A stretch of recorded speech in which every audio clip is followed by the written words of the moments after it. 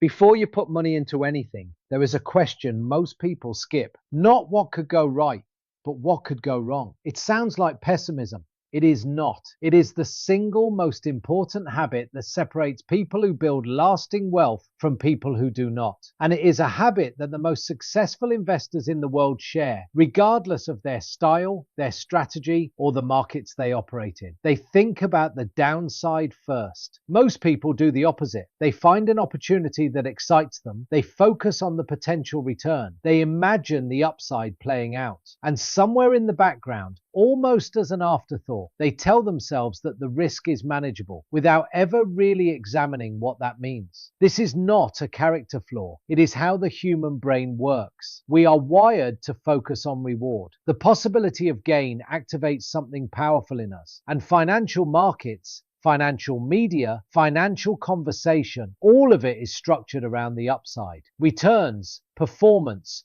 growth. The downside is a footnote until it isn't. The question to ask before any financial decision is a simple one. What is the realistic worst case here, and can I absorb it? Not the catastrophic worst case, not the absolute zero scenario, the realistic one. The thing that could reasonably go wrong given what you know about this investment, this market, this situation. If you cannot answer that question clearly, you do not understand the investment well enough to make it. That is not a harsh judgment. It is just true. And it is something that experienced investors will tell you openly. Warren Buffett has said that he only invests in businesses he understands. Not because he is limited in his thinking, but because understanding something means you can model what happens when it goes wrong. And if you cannot model the downside, you cannot assess the risk. And if you cannot assess the risk, you are not investing. You are guessing. Thinking about downside is not about being negative. It is about being honest. It asks you to separate the story you are telling yourself about an investment from the facts that are actually in front of you. Because the story is almost always optimistic. The facts are more neutral. And the gap between them is where most financial mistakes live. There is a practical tool that serious investors use, sometimes called a pre-mortem. Before committing to a decision, you imagine that it has already gone wrong. Not might go wrong, has gone wrong. And then you work backwards. What happened? What did I miss? What was the warning sign I chose not to see? This forces a different kind of thinking. It surfaces the risks that optimism tends to hide. And it gives you a much clearer picture of whether the potential reward is actually worth the realistic risk. Because reward and risk are not separate things. They are two sides of the same decision. And you cannot evaluate one properly without understanding the other. So the habit to build is this. Before you ask how much could I make, ask how much could I lose. Before you think about the best case, think about the realistic worst case. Before you commit, make sure you have honestly answered the question of whether you can absorb that outcome if it arrives. This does not mean avoiding risk. It means taking it with your eyes open. And there is a significant difference between the two. The people who think clearly about downside are not the ones who miss opportunities. They are the ones who are still standing when others are not.